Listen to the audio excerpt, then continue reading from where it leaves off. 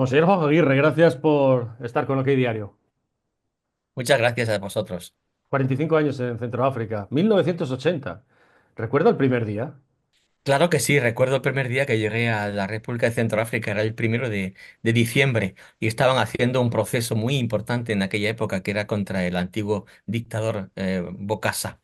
Entonces todo el mundo estaba escuchando la radio para ver si lo condenaban o no lo condenaban. Y efectivamente no lo condenaron porque tenía mucho miedo de él. Ajá. La misión estaba a 7 horas, creo, en el coche, ¿no? Cuando llegó a su primera misión allí. Le he escuchado que la gente quería bendecirle. Era muy bonito porque llegamos a una misión llamada Obo y era muy bonito porque la gente no se esperaba un sacerdote joven, un cura joven. Y claro, pues querían bendecirme después de la misa.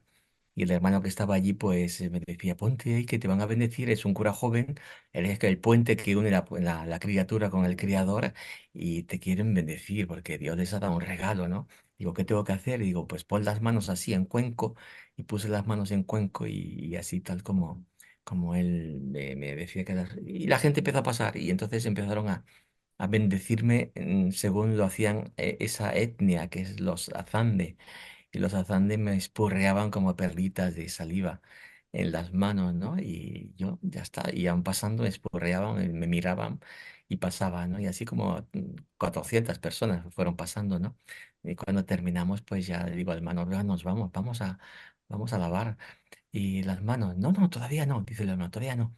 Tienes, mira, fíjate, allí cerca están los leprosos, allí bajo el mango. El mango que hay grande en cada misión, que es como el eje de la tierra que Ujú, une la criatura, el cielo con la tierra, ¿no? Donde se hace la palabra, donde la palabra tiene un peso. Allí estaban los leprosos, ¿no? Y yo no había visto la lepra en mi vida, así que para mí fue una sorpresa ver personas que tenían las partes blandas del cuerpo, se les habían caído los lóbulos de las orejas, la nariz, los labios, los dedos y también el olor de la carne descompuesta. Y yo pues me resistía y el hermano me empujaba y yo me resistía. Digo, es necesario. Sí, sí, sí, venga. Como él me hablaba en italiano, pues me dice al oído, dice, Gianni, guarda, mira un poco. Cuando con la misma cariño con el que has tocado la forma durante la Eucaristía, tócalos también a ellos, porque es el mismo Cristo a quien estás tocando y me pegó un empujón. Y ya yo me fui, ya me dejé envolver y la gente pues me envolvió. Ese fue mi ujú, primer contacto con el pueblo africano. Fue una especie de bautismo, ujú. bautismo del agua y del espíritu, dice el Evangelio de San Juan. El de agua lo recibí cuando era bebé y el del espíritu fue allí, pero no fue con agua, sino que fue con saliva. Ujú. Y en este tiempo, en 45 años, sus ojos que han visto de todo. En mis pupilas tengo cantidad de cosas, exactamente. Cantidad de imágenes, bonitas y menos bonitas, desde luego, ¿no? Pero las imágenes lindas, preciosas, también se me quedan. Los momentos de alegría profunda, ¿no? También se me quedan. De bailes imparables sin parar, de misas que hemos empezado a bailar después de la comunión y no hemos podido terminar la misa porque hemos seguido bailando durante horas, ¿no? Y la misa al final, la bendición final se te ha olvidado, ¿no? Este gozo profundo, ¿no? De recibir los sacramentos o de recibir el bautismo. Pero también hemos vivido momentos de guerras enormes. Hemos tenido 4 momentos muy, muy duros en donde a cada vez nos han pisoteado. Y han pisoteado a gente con la que yo he vivido, ¿no? Sea que llegaban gente de Uganda que nos caían como en paracaídas porque no los esperábamos. La Armada de Resistencia del Señor allá por 2008 o sea, en 2013 cuando llegaron otro grupo, selecas, eran más o menos de corte islámico, a veces radical, armados por los países del Golfo, sea cuando llegaron un grupo que luchaban contra estos en 2017-18, no eran musulmanes ni eran, pero eran católicos, católicos, protestantes y animistas, pero eran brutales, eran jóvenes despiadados, eran personas con las que si se drogaban, pues podían pasar cualquier cosa, ¿no? Y eso fue también sí. Y últimamente pues llegaron también los soldados rusos que nos han liberado de los señores de la guerra y los rusos finalmente pues nos han sacado las castañas del fuego. No, no lo hacen gratuitamente, pero nos han ayudado a esta violencia interminable que teníamos, pues nos han ayudado a terminarla. Así que en esos cuatro grupos de personas que nos han atacado sistemáticamente desde 2008 hasta 2025 prácticamente, pues sí, tengo muchos momentos en las pupilas, muchos momentos que recordar. Ujú. Mujeres embarazadas abiertas en canal para sacarle el bebé. Los antibalacás tenían una obsesión con matar a musulmanes. Y entonces, cuando un chaval joven, 17 años, 18, con un Kalashnikov en las manos y además se drogaban, allí se toma una especie de, no sé si como conocéis aquí el tramadol, ¿verdad? El tramadol que se usa como incluso preánico, ¿no? Y mezclado con paracetamol, ¿no? Cuando hay dolores muy fuertes en la espalda, yo también lo tomo. Pero el paracetamol fabricado en India, que viene, se vende masivamente en Centroáfrica, se mezcla con alcohol, se convierte en una droga. Y esta droga, cuando alguien tiene un Kalashnikov en las manos, drogado y con ganas de no calcular, de no medir, de no dejarse llevar por la humanidad, pues puede Ujú. parar una mujer que esté embarazada y abrirle el canal, exactamente, y decir no tienen derecho a vivir. Y además vamos a partirlos en pedazos y los vamos a echar el cuerpo al río para que se los coman los peces, que no tienen ni derecho de vivir, de ser enterrados, ni pudrirse aquí en Centroáfrica. Me decía, ¿no? Gente completamente desalmada, ¿no? Que te tiraban por la espalda y sí, me da mucho miedo, esa Eso gente, mucho miedo. le pasó con unos soldados camboyanos de la ONU a los que destrozaron. Y usted quiso recogerlos para enterrarlos. Estos sí, estos antibalacas, que eran brutales, sí, eh, hicieron hicieron una batida, sí, y cogieron a soldados de la ONU. Allí había un camboyanos y había también, sobre todo, los que tenemos ahora, que son marroquíes, ¿no? Los camboyanos, pues, cogieron a tres y los despedazaron. Aquello fue horrible. ¿Por qué? Porque los soldados de la ONU no quisieron ir a recoger los cadáveres porque se iban a meter en otro avispero enorme. Y me pidieron que fuera con algunos de mi gente, de mis jóvenes. Y fuimos al final con uno de mis curas jóvenes. Y al final, pues mira, nos encontramos al grupo que los había matado y que estaban preparando incluso una especie de enterramiento. Y cuando empezamos a negociar, se mostraron tremendamente violentos, nos amenazaron, nos apuntaron, nos zarandearon hasta que al final los convencimos de que nos dejaran recoger los cuerpos que teníamos que llevarlos a la base de la MINUSCA, a 40 kilómetros de allí, que los querían enviar a sus casas para enterrarlos allí, ¿no? Y entonces cuando llegamos encontramos no tres cuerpos, encontramos pedazos de cuerpos. Los cuerpos los habían despedazado. Fue tremendo. Y entonces dijo, pues vamos a recogerlos enseguida. Olía muy mal, había muchísimas moscas. Vamos a recogerlos enseguida y los llevamos a casa enseguida. Y como estábamos, mi cura y yo prácticamente, y otro chaval, no, les pedí a los asesinos de ayudarme. Todos estaban bloqueados prácticamente, ¿no? Y entonces yo cogí la cabeza de uno, lo habían decapitado y digo, bueno, pues yo empiezo y seguí vosotros y ayudarme porque tenemos que meter estos tres cuerpos en el coche lo más pronto posible. Total, fue así como liberamos, como llevamos los cuerpos de esos tres, pero al día siguiente me pidieron lo mismo, de ir a otro sitio más allá porque habían matado a un marroquí. Y entonces al día siguiente fui, y aquello sí que fue auténticamente meternos en un avispero, ¿no? Y al marroquí lo habían enterrado el día siguiente. Entonces, perdón, lo habían enterrado el día anterior. Llegamos al día siguiente. Y cuando nos dijeron, pues ya está enterrado, digo, pues lo desenterramos porque los militares quieren que lo llevemos a la base y quieren enviarlo a Marruecos para enterrarlo allí con su familia. Total, que del pueblo aquel, se llama Yongo Fongo, nos dieron unas palas y empezamos a desenterrar, fíjese, a desenterrar a un marroquí. Bueno, uno se metió en la fosa, estaba como a medio metro, y entonces hasta que uno ya empezamos a oler el cuerpo descompuesto, quitando tierra hasta que ya apareció el cuerpo, la forma del cuerpo, uno se metió con las piernas abiertas a la altura de la cintura. Entonces imaginad este gesto Ya. que este otro hizo de agacharse, coger las manos del muerto y tirar de él para ponerlo sentado. Y de pronto el cuerpo viene sentado con una cierta fuerza porque ya tenía rigor mortis, un cuerpo lleno de tierra, lleno de sangre, que era absolutamente para echarte para atrás, ¿no? Pues nada, dijimos lo más rápido posible, vamos a cargarlo y lo cargamos en el coche y nos lo llevamos también a la base de la MINUSCA, que se llama así, las Naciones Unidas allí en Centroáfrica, la MINUSCA. Y los marroquíes pues nos estuvieron muy agradecidos de poder recuperar el cuerpo y poder enterrarlo, enviarlo para enterrar en Marruecos.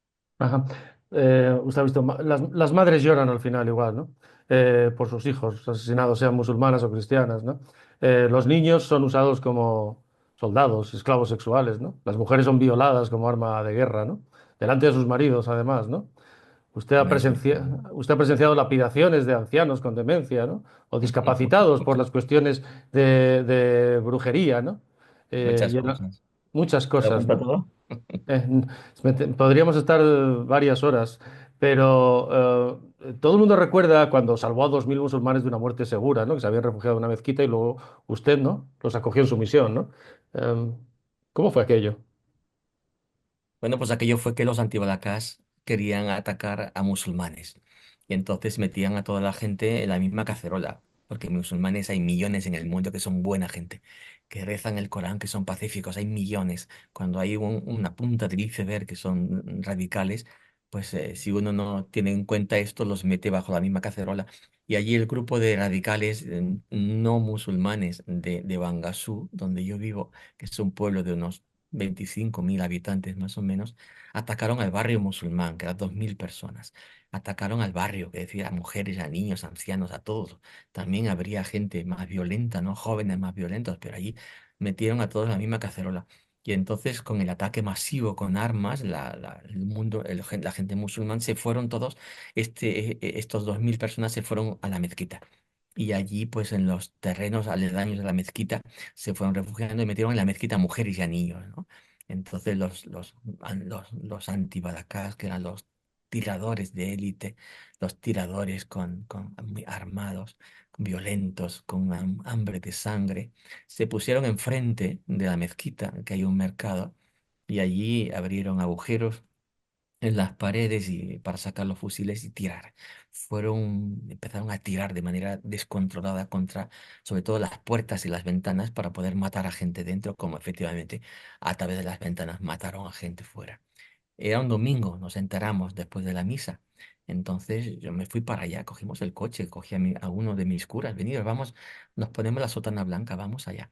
Y entonces, a ver qué pasa. Y cuando vimos que estaban tirando contra la gente, nos fuimos a hablar con los tiradores para entrarlos en razón, hacerlos nada de ninguna manera. Nos echaron de allí. Bueno, os vamos a tirar contra vosotros. Que no, que os vayáis, dejadnos hacer esto. Se merecen esto. Hay que degollarlos, ¿no? Y se echaban el dedo al cuello, ¿no? Hay que degollarlos. Entonces nosotros lo que hicimos fue ponernos, interponernos, irnos a la mezquita y ponernos delante de la mezquita mirando a los tiradores con la mezquita detrás. Y así pues abrimos las manos en cruz, en forma de cruz, y gritando no tiréis, que no tenéis derecho a tirar contra mujeres y niños, que las leyes de la guerra no dan derecho a tirar contra mujeres y niños. Entonces, claro, aquellos se mosqueaban, quitaremos, señor, que te vamos a dar. Y entonces así estuvimos 3 días, 3 días. Sabíamos que llegamos soldados, eran portugueses al final, que muy, muy profesionales, pero esos 3 días fueron 3 días de infierno. Y al día siguiente, pues yo pude entrar en la mezquita y le dije al imán, déjame entrar, porque tenéis gente muerta, te los voy a sacar de allí.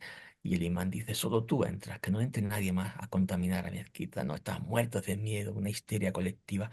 Las mujeres sentadas en el suelo, con las piernas abiertas, y otra mujer le entraba para caber más, ¿no? Moviéndose de manera histérica, cantando, diciendo, repitiendo versículos del Corán. Total, yo fui al fondo de la mezquita y ahí había 22 cadáveres. 22 cadáveres, había niños también, había hombres, mujeres, niños con un boquete en el pecho. Digo, pero hombre, esto hay que sacarlos de aquí.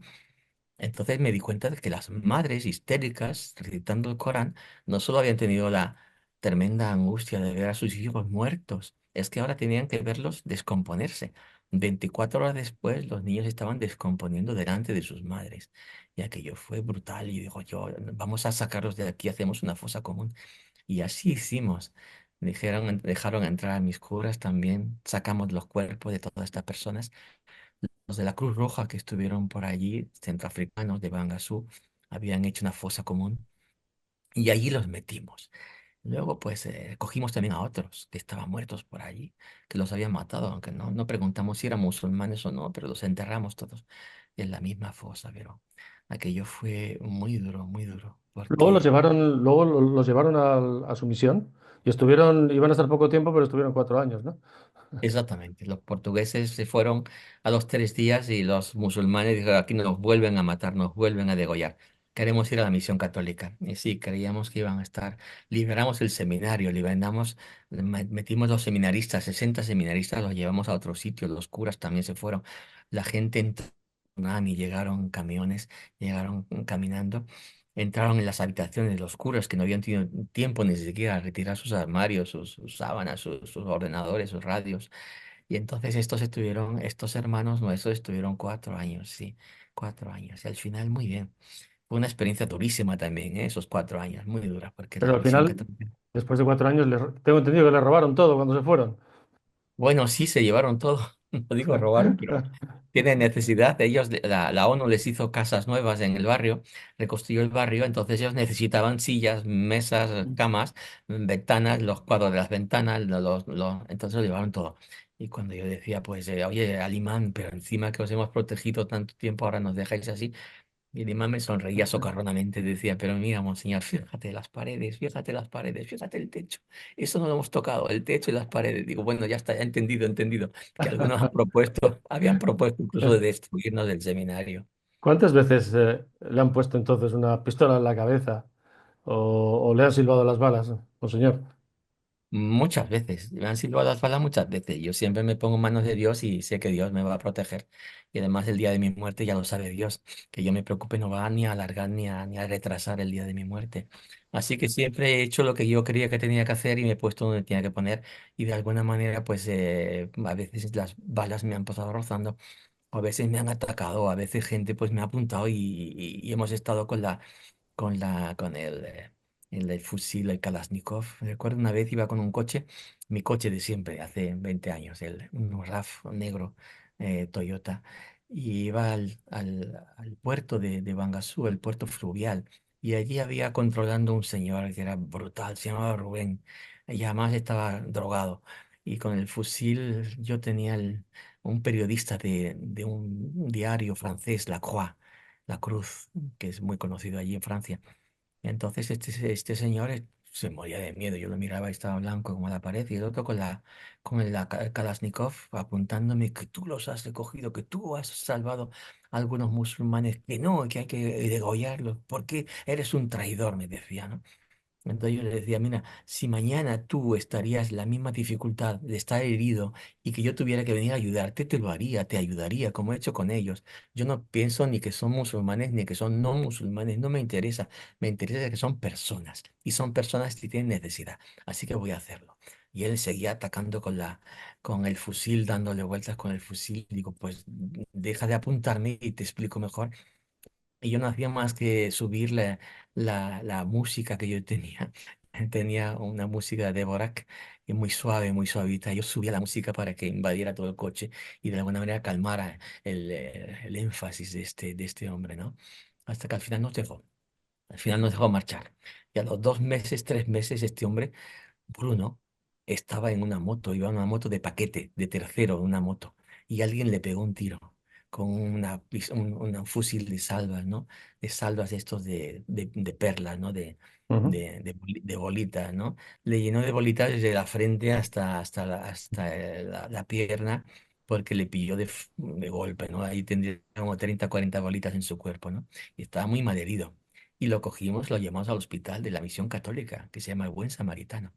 Y allí la hermana, una hermana estupenda que tenemos de enfermera, una de Saigón, la hermana vietnamita de Saigón, una misionera excelente, le estaba poniendo anestesia, le estaba quitando las bolitas ya del cuerpo.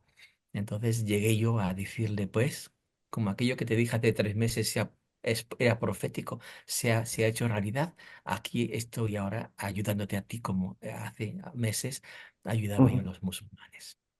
Mirad, me dijo Jesús, ¿no? Alguna mirada le ha salvado en alguna situación así. A usted le gusta el Salmo 90, ¿no? Creo. Sí, el Salmo 90 es precioso, lo decimos todos los curas y monjas de todo el Ujú, mundo, los domingos en la oración de completas. Y allí pues había un momento en el Salmo que dice, caerán a tu izquierda 1000 y 10.000 a tu derecha, pero a ti no te tocarán. Y eso pues me ha pasado varias veces en mi vida. He tenido que tener, recuerdo en el 96, yo estaba en la capital, en Bangui, y un grupo de soldados pasaban delante de la misión, habían matado a mucha gente, y yo me acerqué a la entrada de la misión, a la cancela, y allí pues les dije, no tenéis derecho a hacer esto, ¿no? A tratar así. Y uno me apuntó, era un chadiano, me apuntó con el Kalashnikov al estómago y me dijo, Blanco, vete de aquí, vete de aquí. Entonces yo dije, yo estoy en mi casa, tú no estás en tu casa, ¿no? Y el blanco, y este pues apuntó, cogió un tiro de Kalashnikov, tiró el tiro muy cerca de mi rodilla y yo lo vi rebotar, la bala la vi rebotar en la cancela, ¿no? Y entonces en ese momento una mujer detrás de ellos estaba gritando, no lo matéis, no lo matéis, que es un hombre de Dios, ¿no? Gritaba en lengua sango, ¿no? Total, que yo muerto de miedo, el soldado también muerto de miedo, me sacaron de allí y ellos ya siguieron su camino, ¿no? Y al día ujú. siguiente, a las 5 de la mañana, cuando íbamos a rezar, entró una señora en la puerta, cancela también, y se acercó a mí. Y esta señora, yo la distinguí mirándola, digo, tú, eres tú la que ayer me defendiste, fuiste mi abogada en lengua sango, ¿no? Fuiste mi abogada ayer. Y ella no decía nada y simplemente se acercó y con un gesto que no es típico de allí, con la mano, me tocó la barba, ¿no? Me acarició la barba y me dijo este versículo del Salmo 90, porque caerán 1000 a tu derecha y 10.000 a tu izquierda, pero a ti no te tocará. Y yo le dije, ay, mujer, eres profeta hoy. Dios te ha mandado para decirme lo que Él quiere decirme. Y no has sentido miedo a morir. No, bueno, el miedo es irracional muchas veces.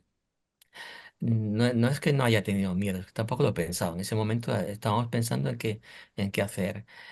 Cuando estaba escondido, sí, cuando había muchas bombas, sí, había, pero no es que yo me dejé llevar por... Dios me ha dado esa manera de hacer, de ser, ¿no? No tengo ninguna, digamos que la cualidad, Dios nos da las, las virtudes, las cualidades. Yo no me engrío de nada. El Señor me ha hecho como ha sido. A veces, pues yo me he lanzado incluso en una balacera para refugiar a alguien, para coger a alguien sin tener, sin pensar, sin pararte a pensar, ¿no? Que no es, que yo pongo miligramos de buena voluntad, ¿eh? El resto lo pone Dios, lo pone el Señor que me protege. Y estoy totalmente convencido. ¿Y dónde queda precisamente Dios allí? ¿Dónde queda Cristo ante esa gente, ¿no? En un sitio como este que he descrito. Hombre, como decía un amigo mío, Dios llora en todas las guerras. Y Dios está ahí. Una vez que estaba, era un Viernes Santo, estaban llegando un grupo íbamos a entrar en una capilla en la selva y estaba llegando un grupo de personas, las vimos llegar de lejos, y al final eran 7, 8 mujeres y venían desesperadas, llorando desesperadas. Digo, madre mía. Y entonces cuando llegaron estaban sangrando y nos dijeron que las habían violado, que habían hecho, un grupo de guerrilleros habían hecho una acción colectiva de terror, ¿no? La violación como arma de guerra. Y estas mujeres habían visto incluso morir a sus maridos y estaban ahí desesperadas. El hospital estaba a 10 kilómetros. Les dije, os llevo al hospital en cuanto termine, déjame terminar la oración y en cuanto termine os llevo. Entonces estas mujeres se sentaron y en la iglesia y en ese momento, cuando empezamos la oración del Viernes Santo, empezó a llover un manto de agua, ¿no? Unos goterones enormes que caían sobre la iglesia y sobre el techo de zinc de la iglesia. Esos goterones hacían un ruido enorme, ¿no? De manera que empezamos la oración y no se oía nada.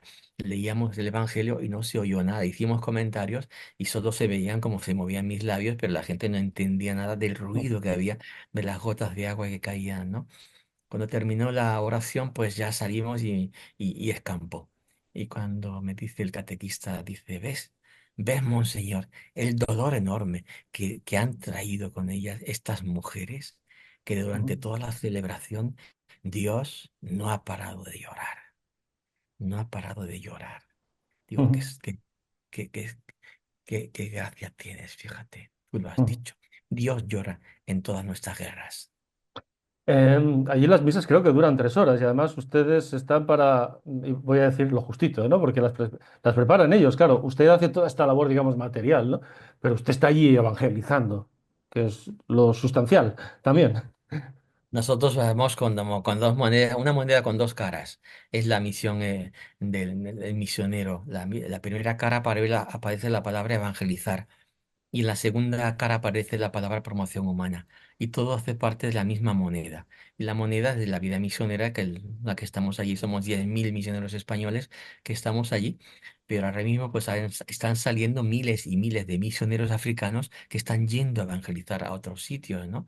Entonces, claro, la liturgia es muy importante, digamos, las iglesias, cómo van desarrollándose, cómo van creciendo, el número de gente pues es cada vez mayor, tenemos que agrandar las empresas, tenemos que encontrar siempre ayudas y las encontramos para agrandar las iglesias. Y entonces la evangelización va muy bien por el continente africano, es muy viva, son iglesias muy vivas. Y la misa de los domingos y también los días normales la preparan los laicos. Y ellos la hacen durar lo que ellos quieren, ¿no? Y el ofertorio pues dura media hora porque lo hacen a su manera y cantan muchísimo y les gusta cantar y hacer comentarios y moverse y hacer, subir, ¿no? Son 2 horas de misa, 3 horas de misa. Al ofertorio, muchos suelen salir al ofertorio y hacen pipí y después vuelven otra vez porque ya tienen ganas, ¿no? Total, una manera muy africana de hacer las cosas, pero la misa es tremendamente viva, ¿no? Muy, muy bonita, muy movida. Yo tengo personas que han venido conmigo allí a operar en el quirófano de Bangondé, de Bangasú. El quirófano han venido oftalmólogos, han venido ginecólogos y han venido a la misa los domingos y hemos estado 2 horas, 3 horas de misa y no se han enterado, dicen ellos, que la misa es tan movida, con tanto va y bien que sí, que se pasa enseguida. Claro, hablamos de un país donde se come una vez al día, a lo mejor, es 1 euro al día, ¿no? Con el que hay que subsistir, con una esperanza de vida que roza lo justito, los 50 años, ¿no? ¿No es así? Y donde el hambre es el día a día en un sitio con minas de diamantes, coltán, oro, magnesio, litio, ¿no? Platino, eh, y con un porcentaje además muy alto de población joven que quiere venir aquí, a Europa. Es muy triste ver cómo la gente con la que yo vivo pasa hambre, comen una vez al día, sobre las 4 de la tarde. A veces a los niños les damos un potaje por las mañanas, a las 5:30 se levanta todo el mundo, ¿no? Cuando se levanta el sol y a las 5:30, 6 se lavan, se duchan y después ya les damos un potaje para que vayan a la escuela. La escuela empieza a las 6:30 de la mañana. A las 6:30 todo el mundo está ahí. Además no llega nadie con retraso porque les encanta la escuela y van allí ya con un potaje que hacemos, nos mandan garbanzos desde León, unos amigos nuestros del Maragato, y luego ponemos los garbanzos a la noche a reblandecer y en la mañana hacemos un potaje y le añadimos una especie de buñuelos. Y sale allí una cosa que ellos se lo comen con muchísimo gusto y les da la fuerza para mantenerse, ¿no? Pero si no, normalmente los que no van a la escuela comen una vez al día. Y es tristísimo de ver que a 500 kilómetros bajo sus pies puede haber cantidad de minerales que todo el mundo está buscando ahora, ¿no? Sobre todo los del litio, los del rodio, los del platino, los del wolframio, los del tantalio, del coltán, que son los que se buscan ahora para fabricar drones y misiles, también ordenadores y teléfonos. Pero hoy sabéis que las guerras se hacen con drones y misiles, muchas veces con tanques, pero fundamentalmente si hay un misil que sale de Moscú y 1.000 kilómetros vuela y entra por una ventana en Kiev, que le han dicho en Ucrania, es porque lleva un componente electrónico en su fondo, y su base, hecho con estos minerales, el tantalio, el rodio, el platino. Entonces, estos minerales están en Centroáfrica, es un país muy, muy rico, pero no saben cómo explotarlo, ni tenemos las máquinas de cómo explotarlo. No, a Centroáfrica llegará un día y llegará dentro de poco en que será protagonista de su propio desarrollo. No vendrán águilas desde el cielo multinacionales a hincar sus uñas en su tierra y a robarse una grande parte de lo que cogen en Centroáfrica. África será el momento dentro de 10, 15, 20 años en que habrá dominado a cientas enfermedades endémicas, ¿no? Será el momento en que la corrupción, que es un problema enorme en los 54 países de África, se habrá reducido también, pienso, y también el Islam radical se habrá reducido. Entonces, África será el continente del futuro, pienso yo. África será el continente con los minerales necesarios para subsistir, ¿no? Tendremos todo el wolframio, todas hacer las baterías eléctricas, ¿no? Todo eso, ese material está en África, en China también, en Australia, pero fundamentalmente en África. Claro, ahora es Rusia la que controla el país, los que han dado seguridad, eliminando a los señores de la guerra, han pactado con el presidente, quieren estabilidad para quedarse con todo esto, pero por ahí han pasado los países árabes, Qatar, Arabia, ha pasado China, de ahí se ve, supongo, monseñor, sobre el terreno, pisando el barro, la hipocresía del primer mundo. Yo le puedo pedir que cuente lo que le dijo Antonio Guterres en una ocasión cuando usted quiso abordarle para contarle que los soldados marroquíes de la ONU violaban a las chicas y él no quiso recibirle y al final le recibió 5 minutos.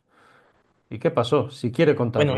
él quería recibirme, vino a Bangasú, lo cual le enfadó a muchos otros sitios porque querían que lo poco que iba a estar en Centroáfrica viniera a otros sitios. Y sin embargo quiso venir a Bangasú, a ver el seminario, a ver lo que teníamos allí, cómo estaba Bangasú. Y luego, pues, cuando yo le insistí que quería hablar con él, fue su guardaespaldas o la gente que tenía allí que decían que no, no había tiempo, no hay tiempo. Y cuando él se dio cuenta que yo estaba insistiendo, él dice, no, no, que monseñor venga a decirme lo que tenga que decir. Ajá. Y lo dejo en español. Y además yo le hablaba en español y él me entendía perfectamente y los demás se callaron porque no entendían español. Y él mismo cogió dos sillitas y se las llevó a un rincón y se sentó y me dijo, Monseñor, siéntate aquí y dime lo que me tengas que decir. Sí, fueron 5 minutos. Yo le dije, pues mira que hay esto, esa situación de violencia sexual de parte de los soldados marroquíes y que esto está pasando con gente de menos de 18 años, con chavalas etcétera, etcétera, se lo conté. Y él se quedó muy pensativo y me respondió de una manera que me dejó completamente alucinado. Me respondió diciendo, hay que ver, fíjate, fíjese, monseñor, lo disgustado que va a estar el rey de Marruecos cuando se entere de una situación que está pasando aquí, así, de esta manera. Y yo me Sí, quedé, bueno, hizo o el algo. rey de Marruecos, pero y las chavalas que están siendo violadas? Él ni siquiera pensó en eso, pensó en el rey de Marruecos y en su disgusto, ¿no? Hombre, me dejó un poco con la boca abierta. Bueno, monseñor, no le molesta más. Varios infartos, ciática, 3 infartos, sí. cálculos renales, amebas en el hígado, dolor de espalda y la columna. ¿Por qué sigue? ¿Por qué eligió esta vida? Bueno, la vida no la elegí yo, el Señor me dio la elección, el Señor me eligió a mí. El Señor me llamó y cuando me dio la vocación misionera me dio también la manera de hacerla, el carisma para poder realizarla, ¿no? Entonces yo soy un enviado del Señor, yo soy como decía Santa Teresa de Calcuta, soy como un lápiz en sus manos con el cual él escribe cosas bellas. Cuando escribe cosas bellas se alaba el trabajo vuestro periodístico y al periodista, pero no se alaba al lápiz con el cual ha escrito, ¿verdad? Pues yo me siento así, un lápiz en sus manos, ¿no? Entonces yo estoy allí porque Él mismo estaría allí. Dios está con los más pobres, Dios está. Lo vemos en el Calvario estos días, los días de Semana Santa, lo vemos Jesús en el Calvario como se deja manipular por el hombre hasta la muerte. Y eso es un misterio enorme que todavía no hemos podido desentrañar, ¿no? Entonces Dios estaría con los más pobres, está con los más pobres, y Dios le gustaría estar y está con los que yo estoy. Y si ha habido momentos de dificultad en donde yo he estado con los más pobres, pobrísimos, yo he sentido que Dios está a mi lado, dándome ánimos, a veces llorando conmigo. Ha sido feliz. Hombre, por favor, si yo volviera a nacer, si yo volviera a nacer, volvería a pedir al Señor de elegirme, de hacer la misma vida. Esta vida misionera con los misioneros combonianos es una manera estupenda de gastar la propia vida. Jesús dijo, aquel que deje hermanos, hermanas, padre y madre para seguirme a mí, le recompensará con el 100 por 1. ¿Lo ha hecho con usted? Hombre, por supuesto, así ha sido constantemente, en cantidad de cosas. Vosotros, laicos, pues tenéis que luchar en la vida, luchar por muchas cosas, luchar por salir adelante, luchar con los hijos, luchar con enfermedades de los hijos o las vuestras propias. Tenéis cantidad de dificultades también aquí, ¿no? En la vida que habéis elegido. Nosotros en la vida religiosa hemos encontrado siempre el ciento por uno. El Señor nos ha dado mucho más de lo que nosotros damos, ¿no? Vamos como con dos mochilas en la espalda. La una está vacía para dar y la otra está llena para recibir. Pues se llena antes la vacía que se vacía la llena. Quiere decir que recibimos el ciento por uno sin ninguna duda. Monseñor Jorge Aguirre, muchísimas gracias por habernos atendido. Pues de nada, a vosotros que tengáis suerte en todo, que os vaya todo muy bien. Gracias.